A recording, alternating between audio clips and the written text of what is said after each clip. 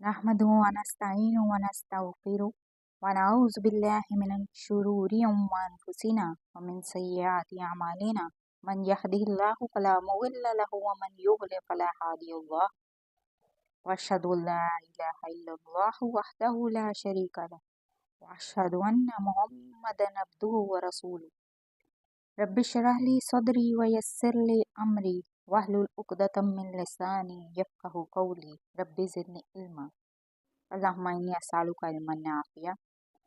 अस्सलामु अलैकुम व रहमतुल्लाहि व बरकातुहू। मैं उम्मीद करती हूँ कि आप सब लोग खैर खैरियत से होंगे इंशाअल्लाह। आज हम सूरह निसा की जो है वो आयत नंबर 26 से 33 तक की तर्जुमा तफसीर करेंगे इंशाअल्लाह। और ये पारा नंबर 5 है और उसका रुकू नंबर 2 है। आऊज़ु बिल्लाहि मिनश शैतानिर रजीम बिस्मिल्लाहिर रहमानिर रहीम। अच्छा, आज से मेरी पूरी कोशिश होगी कि मैं वर्ड बाय वर्ड जो है लफ्ज़ ब लफ्ज़ आपको तर्जुमा बताऊं इसका साथ साथ, ताकि आप लोगों को भी अवेयरनेस हो कि इसका क्या मतलब है, एक्चुअली उसका लफ्ज़ी मतलब क्या है, लफ्ज़ी तर्जुमा क्या है। तो आज से इंशाल्लाह हम ऐसे ही इसका तर्जुमा और तफसीर करेंगे इंशाल्लाह। युरीदुल्लाहु, चाहता है अल्लाह, लियुबय्यिना, कि वो वाज़े कर दे, बयान कर दे, लकुम, तुम्हारे लिए, व यहदियाकुम, और वह हिदायत दे तुमको, सुनाना, तरीक़ों की, अल्लज़ीना, उन लोगों के जो मिन क़ब्लिकुम, जो तुमसे पहले थे, व यतूब, और वो मेहरबान हो तुम पर, अलैकुम, ऊपर तुम्हारे, वल्लाहु, और अल्लाह, अलीमुन, जानता है और हिकमत वाला है, हकीमुन, हिकमत वाला है। अगर अल्लाह चाहता तो खोल कर बयान कर देता, यानी तमाम अहकाम जो थे वो बयान करता। पिछले तमाम अहकामात अल्लाह ताला हमारे फ़ायदे के लिए बयान कर रहा है। अल्लाह चाहता है कि वो तुम्हारे लिए इल्म व हिकमत खोल खोल कर बयान करे। और क्या चाहता है कि तुमको पिछले लोगों, पिछली कौमों के तरीके भी बता दे। हलाल हराम के जो अहकामात थे ये सिर्फ हम पर ही नहीं, पिछली उम्मतों पर भी लागू थे, पाबंदियाँ थी। मसलन रोज़े फ़र्ज़ किए गए, हम पर भी फ़र्ज़ किए गए थे, पिछली उम्मतों पर भी फ़र्ज़ किए गए। दीन हमेशा एक ही रहा है, बस शरीयतें मुख्तलिफ रही हैं। तौहीद का पैगाम एक ही दिया तमाम पैगम्बरों ने, लेकिन दीन के तरीके मुख्तलिफ औकात में इख्तलाफ के साथ रहे हैं। अच्छा, और क्या चाहता है अल्लाह? कि तुम पर मेहरबान हो। ये जो पाबंदियाँ तुम पर लगाई जा रही हैं, अहकामात दिए जा रहे हैं, ये ज़िंदगी को दो भर करने के लिए नहीं है, मुश्किल में डालने के लिए नहीं है, बल्कि ये अल्लाह की मेहरबानी है। छोटी छोटी बातें तक इसमें यहाँ बताई जा रही हैं कुरान में भी, जैसे निकाह, विरासत, रोज़ा जैसे कई ही अहकामात खोल खोल कर बयान कर दिए कुरान में अल्लाह ने। इसके बावजूद लोगों को दीन का पता ही नहीं। नुकसान फ़ायदा सब बयान कर दिया है अल्लाह ने। इल्म, समझ, तलब और नीयत की कमी है। ये चार चीज़ें दीन को समझने में बहुत ज़रूरी हैं। वल्लाहु युरीदु, और अल्लाह चाहता, अन यतूबु, कि वो मेहरबान हो, अलैकुम, तुम पर, व युरीदु, और वो चाहते हैं, अल्लज़ीना, वो लोग जो, यत्तबिऊना, पैरवी करते हैं, अश्शहवाती, ख्वाहिशात की, अन, ये के, तमीलु, तुम झुक जाओ, मैलन, झुक जाना, अजीमन, बहुत बड़ा। यानी जो लोग अपनी ख्वाहिशात के पीछे चलते हैं वो चाहते हैं कि तुम्हारा रुझान सिरात मुस्तकीम की बजाय गलत रास्तों की तरफ हो जाए और उधर ही तुम भटकते चले जाओ। आज भी आपने देखा होगा, औरत की आज़ादी की बुनियाद पर और हुकूक निस्वां के नाम पर दुनिया में जो तहरीकें बर्पा हैं, ये दर हकीकत अल्लाह ताला की आयद करदा हदूद को तोड़कर जिनसी बेराहरवी फैलाने की एक अजीम साजिश है जो ये दुनिया में चल रही है। تو یہ سب کیا ہے؟ یہ سب اپنی اپنی خواہشات کے پیچھے چل رہے ہیں. کسی کو دین اسلام سے کوئی مطلب نہیں. سب اپنے اپنے حقوق لے کے چل پھرے ہیں. عورتوں کو اپنی آزادی چاہے کھلے عام باہر پھر رہی ہیں اور آزادی مانگ رہی ہیں. تو یہ آزادی نہیں ہے، یہ صرف ان کی ایک وہ بتایا نا پہلے کہ جنسی براہ روی ہے.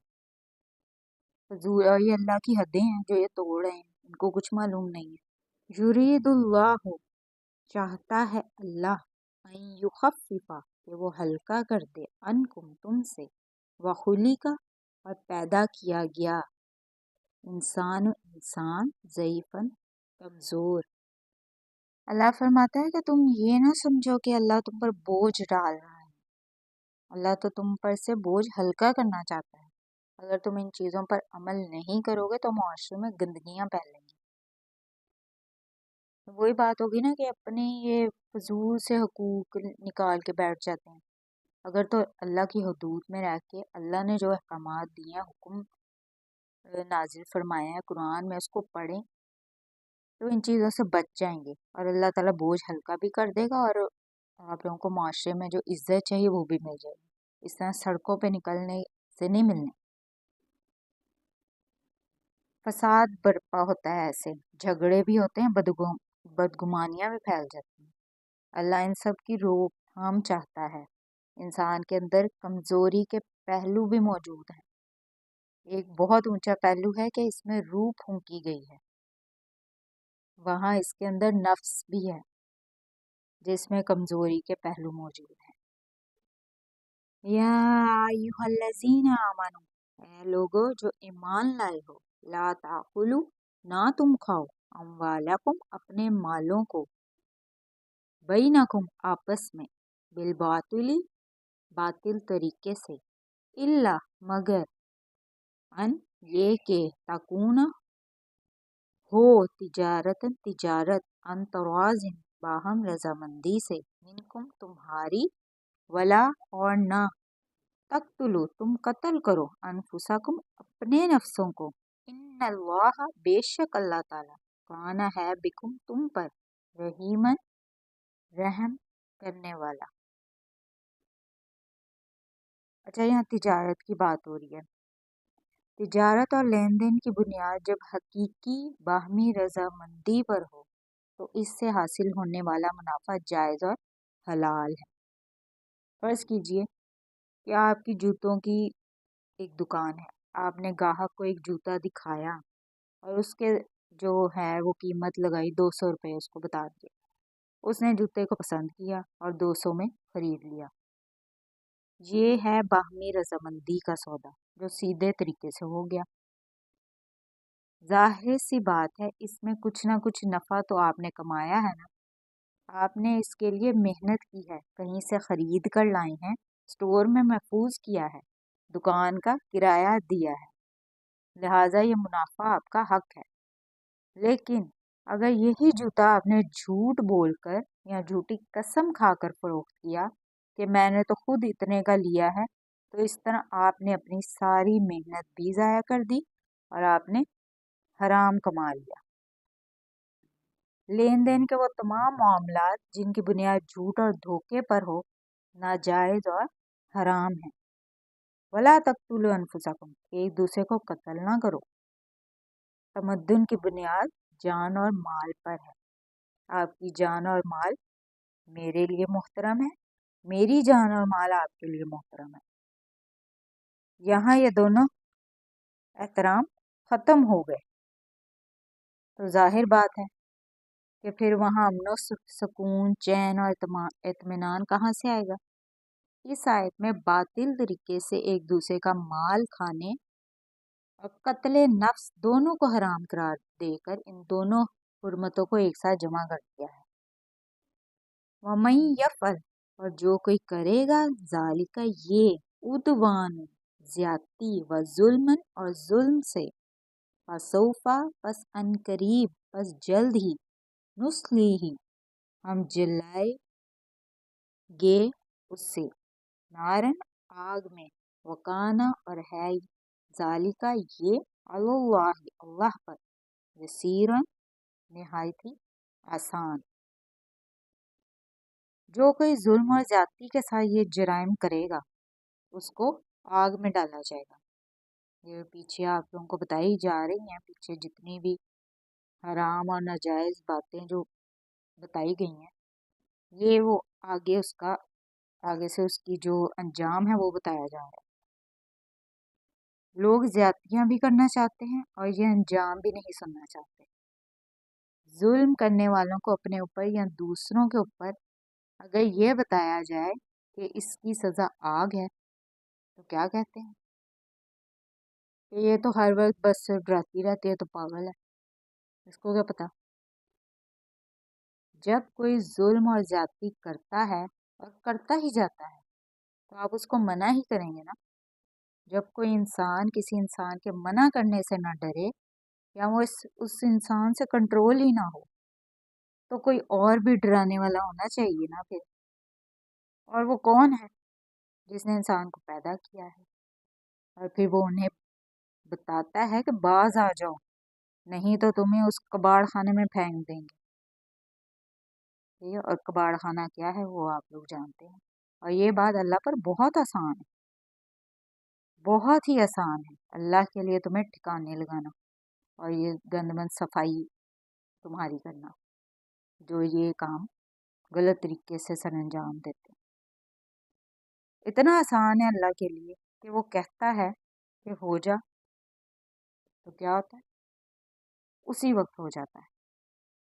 इन तजतानिबू, अगर तुम इज्तनाब करो, बचो, कबाइरा, बड़े गुनाहों से, मातुन होना, वो जो तुम रोके जाते हो, अनहु जिससे, नुकफ्फिर, हम दूर कर देंगे, अनकुम तुमसे, सय्यातिकुम, तुम्हारी बुराइयां, और नुदखिलकुम, और हम दाखिल करेंगे तुम्हें, मुदखलन, दाखिल करना, करीमन, इज्जत से। अहादीस में मुख्तलिफ कबीरा गुनाहों का जिक्र है जिन्हें बाज़ उलमा ने एक किताब में जमा किया है। जहाँ यह असूल बयान किया गया है कि जो मुसलमान कबीरा गुनाहों मसलन के शिर्क, वालिदैन की नाफरमानी, झूठ वगैरह से इज्तनाब करेगा तो हम उसके सगीरा गुनाह माफ़ कर देंगे। सूरह नजम में भी यह मजमून बयान हुआ है। अलबत्ता वहाँ बेहयाई के कामों से इज्तनाब को भी सगीरा गुनाहों की माफ़ी के लिए ज़रूरी करार दिया गया है। इसी तरह सगीरा गुनाहों पर इसरार भी सगीरा को कबीरा बना देते हैं। मतलब छोटे छोटे गुनाह करी जा रहे हैं, पता भी है और उसकी माफ़ी भी नहीं मांग रहे, तो वो उस करी जा रहे हैं, करते जा रहे हैं और उस पर बजिद हो गए, नहीं हमने करना ही करना। तो ये किस में शामिल हो जाएगा? ये भी कबीरा गुनाहों में ही शामिल होंगे। इसी तरह कबीरा गुनाहों से इज्तनाब के साथ अहकाम फ़राइज़ इस्लाम की पाबंदी और अमाले सालिहा का एहतमाम भी ज़रूरी है। वलिन्निसाई, और औरतों के लिए है, नसीबुन, एक हिस्सा, मिम्मा, उसमें से जो, मक्तसबना, उन्होंने कमाया, वस्अलु, और सवाल करो, अल्लाह से, मिन फजलिही, उसके फजल का, इन्नल्लाह, बेशक अल्लाह ताला, काना बिकुल्ली शैइन अलीमा, हर चीज़ को खूब जानने वाला है। इसके जो शान नुज़ूल में बतलाया गया है कि हज़रत उम्मे सलमा रज़ी अल्लाह ताला अन्हा ने अर्ज़ किया कि मर्द जहाद में हिस्सा लेते हैं और शहादत पाते हैं, हम औरतें इन फजीलत वाले कामों से महरूम हैं, हमारी मिरास भी मर्दों से निस्फ है। इस पर यह आयत नाजिल हुई। अल्लाह के इस फरमान का मतलब ये है कि मर्दों को अल्लाह ने जो जिस्मानी कुव्वत और ताकत अपनी हिकमत के मुताबिक अता की है, जिसकी बुनियाद पर वो जहाद भी करते हैं और दीगर बैरूनी कामों में हिस्सा भी लेते हैं। उनको देखते हुए औरतों को मर्दाना सलाहियतों के काम करने की आरजू नहीं करनी चाहिए। अलबत्ता अल्लाह की अताअत और नेकी के कामों में खूब हिस्सा लेना चाहिए और इस मैदान में जो कुछ कमाएंगी वो मर्दों की तरह उन्हें उनका पूरा पूरा सिला मिलेगा। اللہ سے اس کے فضل کا سوال کرنا چاہیے، کیونکہ مرد اور عورت کے درمیان جو صلاحیت اور قوت کا جو فرق ہے وہ تو قدرت کا ایک اٹل فیصلہ ہے جو محض آرزو سے تبدیل نہیں ہو سکتا۔ وَلِكُلٍّ اور ہر ایک کے لیے ہے، جعلنا بنا دیے ہم نے، موالیہ مما وارث اس میں سے جو ترکہ چھوڑ جائیں، الوالدانی والدین، والاقربون اور رشتہ دار، والذین اور وہ لوگ جن کو عقدت باندھ کر رکھا ہے، ایمانکم تمہارے ایمانوں نے، عہد و پیمان نے، فاتوہم پس دو تم انہیں، نصیبہم حصہ ان کا، انا بے شک اللہ تعالی کانا ہے، علی کل اوپر ہر شیء چیز کے، شہید خوب گواہ۔ قانون وراثت کی اہمیت کو دیکھیے کہ اب آخر میں ایک بار پھر اس کا ذکر فرمایا۔